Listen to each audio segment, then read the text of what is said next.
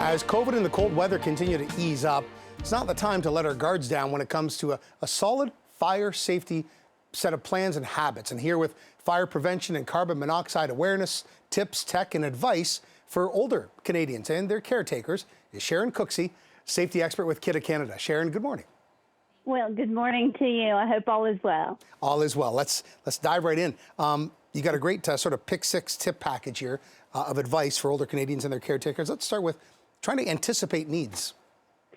That's right. So we want everyone who's a senior or their caretaker, as you said, to anticipate needs, because oftentimes seniors can suffer from a reduction in their ability to move or their mobility, right? So we want to make sure that escape is as easy as possible, because in today's environment, you have as little as 2 minutes to escape once the fire starts. So time is of the essence. So anticipate your needs, especially for seniors who really, again, might depend on a walker or a wheelchair. Right. So make sure that you have the tools necessary by your bed or wherever you are living, you know, like your cane or the things that you might need to escape. Well, let's compartmentalize the living area too. Let's prepare. How do we prepare the bedroom, for example?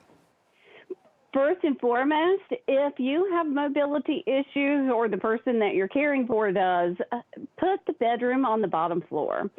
There's really no need to have a second or third story bedroom if you're in a single or multifamily house, because we want to make, again, it to be quite easy for that person to escape. A lot of people don't realize that first floor bedrooms are really ideal for seniors, especially those who might have some mobility issues. So, and then make sure that you keep a cell phone and a charger and even a whistle next to the bed.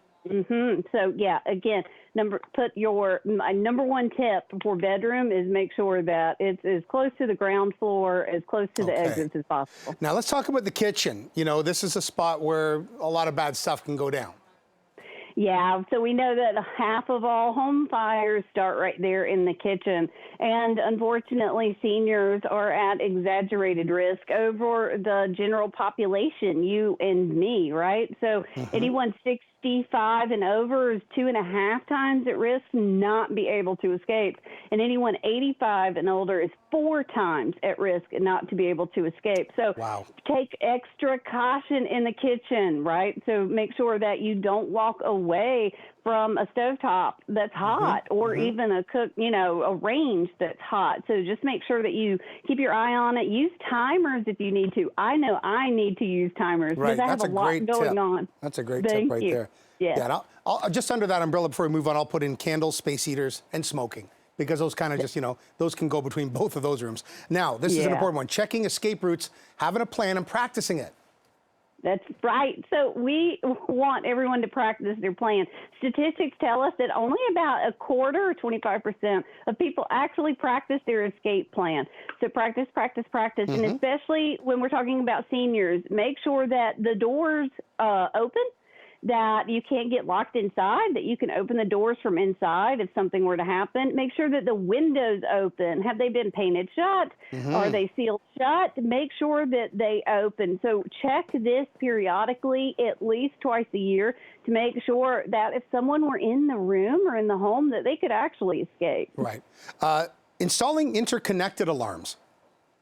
Yes. So here's the thing about interconnected alarms, and it's a point of confusion. Interconnected alarms talk to each other. So that means when one in a group goes off, the entire group goes off at the same time. Now, the benefit of this is that, we already talked about how you might have as little as 2 minutes to escape.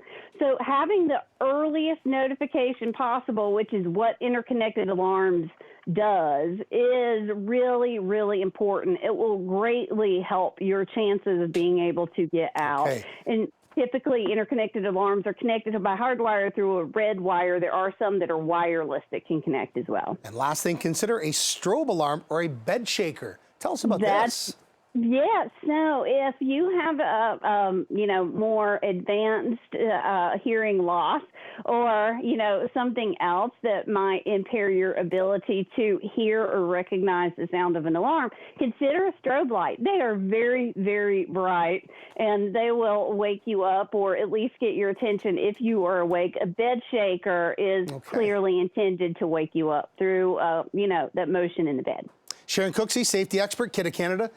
Thanks very much. I'm sure you're helping to save lives just talking to us today. Great stuff. Well, thank you so much.